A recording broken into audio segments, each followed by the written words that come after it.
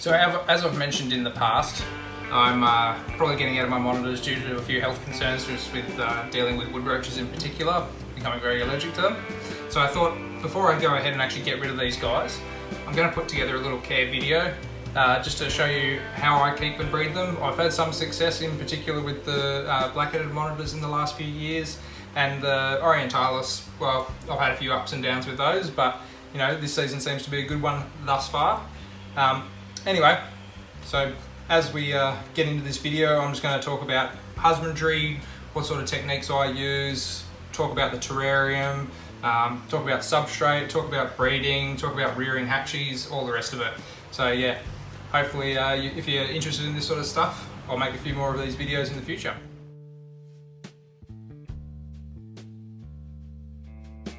So first things first, what is a black-headed monitor?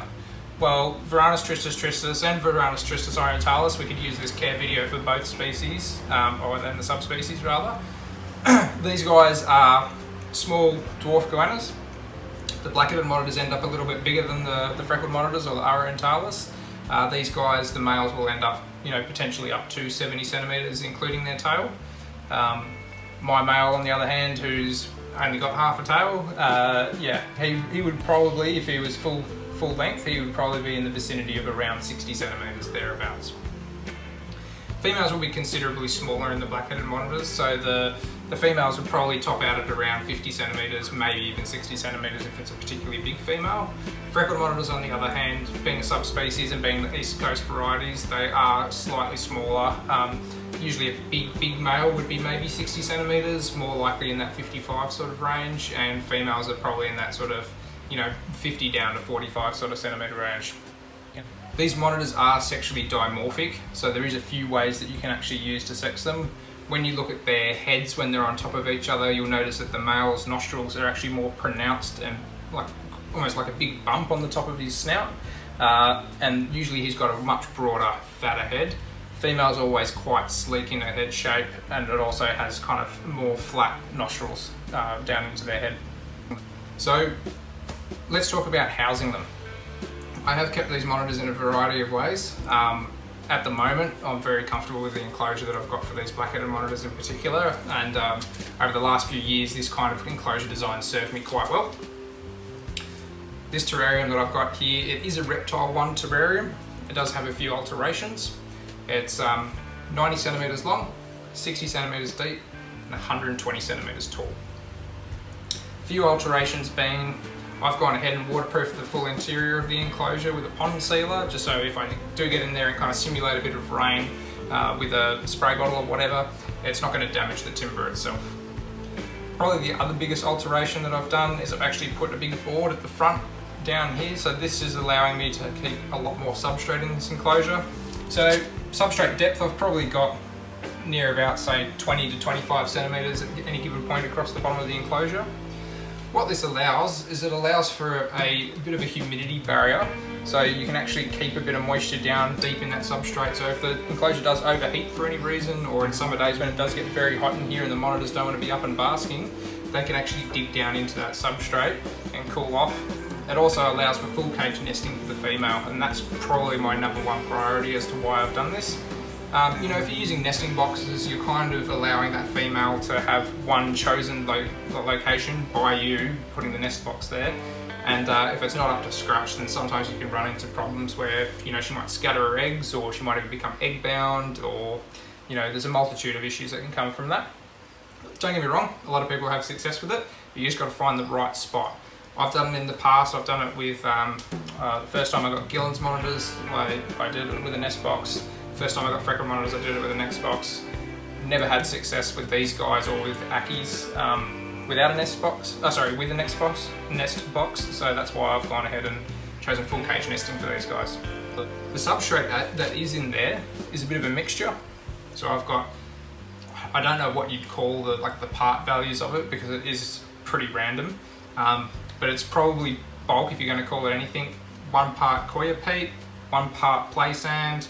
There's also a little bit of crushed granite throughout it as well. I just find that kind of helps hold a burrow quite well if the female is nesting. There's also a good chunk of eucalyptus mulch in there as well. And just recently I've added in some of the dried gum leaves on the top, and that's just to try to hold the humidity down into the soil a little bit more. Apart from that, because these goannas are tree dwelling goannas, you do have things like, you know, your hollow logs and things like that in there. That's where they're going to hide out most of their time. I've also got some decent branches that they can kind of climb up and down in the enclosure. I've also got a couple of basking ledges. What this allows is it allows the lizards themselves to choose which level of the enclosure they want to be at. Obviously the top of the basking area there can get quite warm. I have seen it in the vicinity of a really hot summer's day, and if the lights are still on for any reason, you're probably talking about 80 degrees up there, whereas down low you still will get probably like low 30s on those days. General rule of thumb though, I try to keep that hot basking area about 65, which generally means that the next shelf down is actually about 40, 35, somewhere in that vicinity, and in the ground's a bit more of an even sort of, you know, 30 to even high 20s. I've got a UVB bulb in there. Coil compacts aren't exactly my favourite thing these days. I do prefer the T5s, but as I said, as I'm probably moving these guys on soon, I'll change the lights around when they're gone. It's a very high output globe though. It's one of the Exoterra 200 UVBs. So breeding these guys, it is a very seasonal type reptile. Female for me, she's usually lays between 2 to 3 clutches every season, at least for the last 3 seasons she has, and I think this season's her 4th that she's going into. Apart from that, when I say seasonal, I mean the clutches are going to start coming out roughly this time of year, so anywhere from sort of like October through to January is when you're going to be expecting little eggs from these guys. The Razor, the male that's sitting out at the moment, he is a very good breeder. No matter what time of year it is, he loves to have a good mating session with this female. Yesterday I caught them mating, today I caught her, you know, digging a few test burrows and things like that, so hopefully I'll be getting some more eggs on the way soon. The copulation with these guys, unlike things like bearded dragons and blue tongues, it's actually quite gentle and sensitive, which I find quite interesting, seeing, you know, most people kind of think about monitors and how aggressive and food hungry and everything that they can be. But no, it's very sensitive with these guys. Male will tend to kind of flick his head around the top of the female, kind of scratch her along her back. He'll start licking around her hindquarters and everything as well, and then, you know, gently kind of almost caressing her neck. Once she kind of realises what he's up to, and of course if she's receptive, then copulation will occur after that. In my experience with these guys, usually gestation after copulation, you're talking anywhere from sort of like 25 to 40 days till you're going to get eggs. The problem with these guys is because I do see the male quite often breeding the female, you don't know which one's going to be successful, so my best way of telling is actually watching the female balloon out, you know, gaining mass, weight and everything, and then of course when she's all of a sudden very skinny, I go egg hunting. So leading up to breeding season in particular, after winter's occurred and there's been a little bit of brumation, I do a pretty simple brumation on these guys. They still get a little bit of food, but it's probably like once a week or something like that. They get things like lean foods like insects and that. But then once kind of spring hits, I start pumping the female in particular, because Razor's a bit of fatty. I start pumping the female with things like rodents and eggs and mass insects. Occasionally I might give them a bit of a treat with something like a bit of roux mince or something like that. But yeah, trying to bulk that female up for the breeding season to come.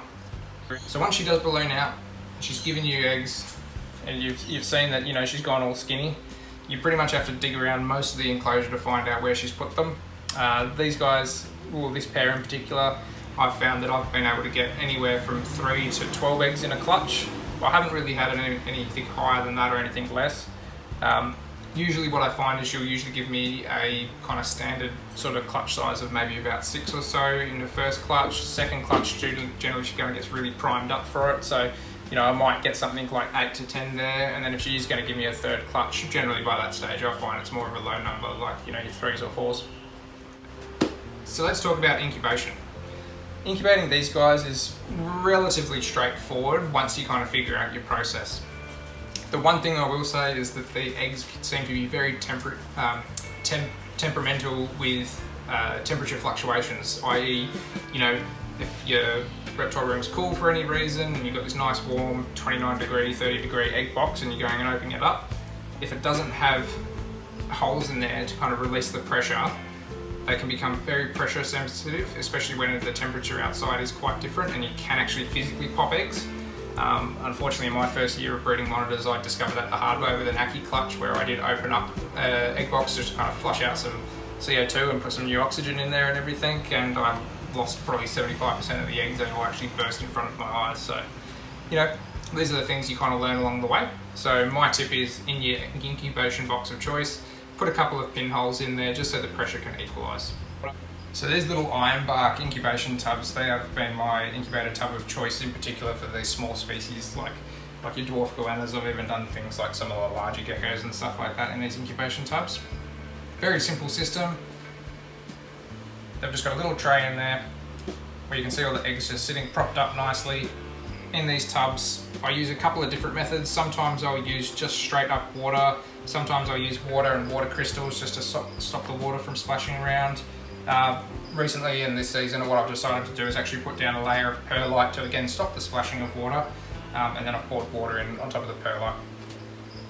So as I alluded to a little bit earlier, I do try to incubate these eggs at about 29 degrees Celsius. I find that seems to be the happy medium here for me to hatch out some eggs. My incubator will fluctuate because sometimes my garage rather gets quite warm, so sometimes the incubator will go up quite high, even to like the 35 sort of range, which, you know, 9 times out of 10 you kind of freak out and you think about that. But I mean, nothing's stopping nature too much in the wild from doing that, and I haven't really had any bad luck with, you know, having a little bit of a spike of temperature every now and then. So incubation time. Incubation time generally between about 90 to about 105 days at that sort of 29 degree range is when you're going to get your hatchies. It's a long wait, it's a long time to be kind of checking on your eggs and everything, but good things take time. During that process, I do try to lift the lid off the incubation tub maybe once every week in those last few weeks, maybe a couple of times a week, just to make sure there's a good exchange of fresh oxygen in there for the eggs. So once you've got your hatchies, okay, so the little guys have stuck their heads out, you're all excited, thinking this is beautiful. What's the way that you go and actually keep them? Do you put them straight into an enclosure that's all set up, or do you have some other sort of method? So, me personally, I'm going to use this for a demonstration, but it is actually one of the tubs that I have reared goannas in the past. This is just a little 50-litre storage tub that you get from Bunnings. On top, we've got a little bit of a mesh panel there, just simple fly screen so it can vent out the air. And on the other side here, I usually have an ES fitting going into the terrarium with a little 25-watt halogen heat light. Pumps out tons of heat. Usually I would have fluon or you know, something like that on the side, so then when I was putting bugs in, they weren't being able to climb up the walls at all. I just have a thin layer of pretty much nothing but coir peat. Maybe there'll be a little bit of mixed sand in there. Probably talking in the vicinity of around 2 to 3 centimetres the whole way through. Just allows the monitors enough that they can go under the surface of the dirt or whatever you're using in there to get away from the heat if they wish to. The only other thing I'd have in there is a few little hides, a few tiles kind of stacked up on them, and a couple of water bowls just to make sure that the lizards have always got hydration. Generally, I find that these guys start really readily on things like small crickets dusted with calcium and vitamin D3 powder. In particular, doing dusted vitamin D3 powder because you're not actually providing them UV at such a small size. In saying that, I find that they do nail the crickets very easily, whereas they take a little bit of time to warm up to wood roaches. But once they do warm up to wood roaches, that's when you're going to start noticing that you're going to get growth spurts and everything from the lizards. Just because obviously the wood roaches have got a little bit more meat to them, so they provide the lizards with a bit more down the line. So that's a very simple method for keeping your little youngsters in. I find it really good for a couple of reasons. A, your substrate's low, all your hides and everything are low. You're opening up the top of the box, the lizards don't exactly have anything to grab onto or jump out, whereas if you're doing like a forward-facing enclosure or something, the lizards can run out almost at any time. So if you had 10 of them in a box, it can be a little bit difficult to go catching them. In particular, in my situation where I'm in a garage, it can be a little bit tedious. So from there, obviously, once you've got your hatchies raised up, you can probably start moving a few on or holding the back or doing whatever you want to do with them. I do find that the tristis lot do grow very slow, especially in comparison to things like Ackies or your other small kind of more rock monitors and things like that. But once you've got them, they're great little fun to have. definitely be prepared to start catching them left, right and centre, because once they start launching out of enclosures and things like that, it's all fun and games until you lose one. But you know, this has been a pretty simple sort of little care video, probably more so me just kind of rambling off some information about how I've kept and bred tristis monitors in the past. And you know, you can alter a lot of things, and there's a lot of things that I actually learn along the way, especially about, well, I'll tell you something here. So just recently, Brad from Horsley Herbs, he put me onto these little bowls. These little bowls are fantastic. I've just been picking them up from like your $2 shops and things like that. You can see there that I've got crickets in the bowl. Crickets aren't jumping around everywhere. Food items stay in the bowl so the goannas can come and grab them at leisure. Some of the animals do pick it up a little bit easier than others, but you know, anything you can try to benefit your animal's life or make life a little bit easier rather than having 20 crickets running around on top of them, it's only worth a shot, especially when you're only paying a couple of dollars for these things down the road. So yeah, as I was saying, simple little care video. This is what's worked for me. Of course, you could change enclosures around. You don't have to have a vertical size sort of, or vertical style enclosure. You could have it completely horizontal like I've done with my frequent monitors and things.